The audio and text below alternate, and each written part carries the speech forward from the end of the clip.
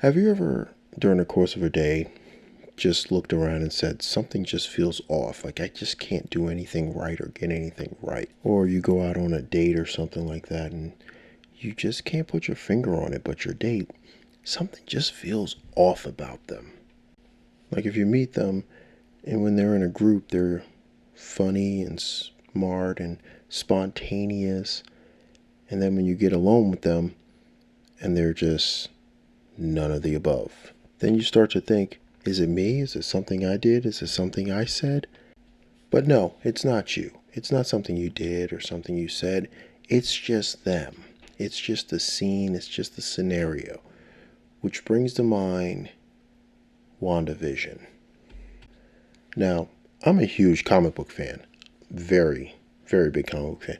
One of my favorite events from Marvel was the event House of M, in which Scarlet Witch, upon the death of Vision and the death of her baby, she had a mental break and her powers started to bend reality, leading to a point to where her mind actually broke and fractured enough that she actually broke all of reality. So the entire world, everything was completely changed. Magneto's position in the world changed. The X-Men, the entire Marvel universe was essentially turned upside down because she literally broke reality. Concluding with her essentially speaking the words, "No more mutants," and pretty much all the millions of mutants that existed lost their powers, just leaving basically 100 or so mutants with their powers still intact. It's a pretty awesome series. It was very fun to read. It was just a great piece of storytelling. And that harkens me back to WandaVision, which honestly, through 4 episodes, I am completely hooked on this show. I thought at first, the first 2 episodes, it just brought me right there to that House of M feeling where I was just like, I feel like she's breaking reality. I feel like her powers are going out of control. I feel like the death of Vision broke her. And she's just using her powers to break reality. And I mean, the first 4 episodes just brought me right back to that moment when I read House of M, and I was just blown away by the storytelling, the way reality could be altered.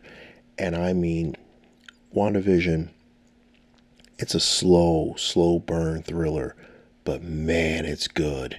It's so good. And then the best surprise of all, they brought in Monica Rambeau, who's one of my favorite characters, and I'm just this is just building up to be something special. And I'm just sitting there. Now I'm at a point where I'm just waiting and waiting and waiting every single day to get to Friday so I can sit down and watch WandaVision on my lunch break. Or anytime when I get home and the kids are in bed, I just want to watch this show. I am completely all in on this show. It is fantastic. Now I know the detractors will say, oh, it's not a typical Marvel movie. It's not a typical Marvel show. I want action. I want stuff to blow up, blah, blah, blah. Listen, understand one very important thing. Not everything needs to blow up to be great. Okay, understand, one of the greatest comic book series ever written is Detective Comic Books with Batman. And there are times where he's literally just chasing serial killers. He's just investigating crime scenes. It's thrilling. It's amazing. You get to see his mind work where he's chasing after the Riddler, and the Riddler's leaving little clues everywhere, and he has to track down the clues and track down to the next step to try to save somebody. It is a fantastic series. Well, it was a fantastic series when I was growing up. Now, not so much, but that's beside the point. But WandaVision is fantastic. It's fun. It's enthralling. It draws you in. It reminded me of watching old spy movies where it's like slowly pieces start to come together and you're like, oh my God, why didn't I see that? Why didn't I see that? Why didn't I understand that? Oh, how did I not catch that? This is what good storytelling is. It's not that instant gratification popcorn craziness that you see in the movie theaters.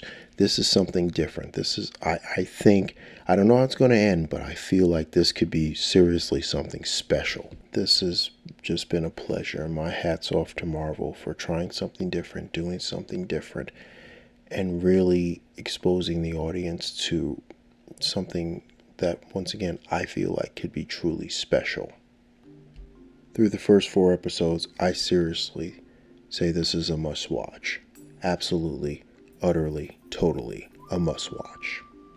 But that's just my opinion. I could be wrong. I'm not, but I could be. So with that said, ladies and gentlemen, in the YouTube universe, be brilliant, and I'll see you at the top.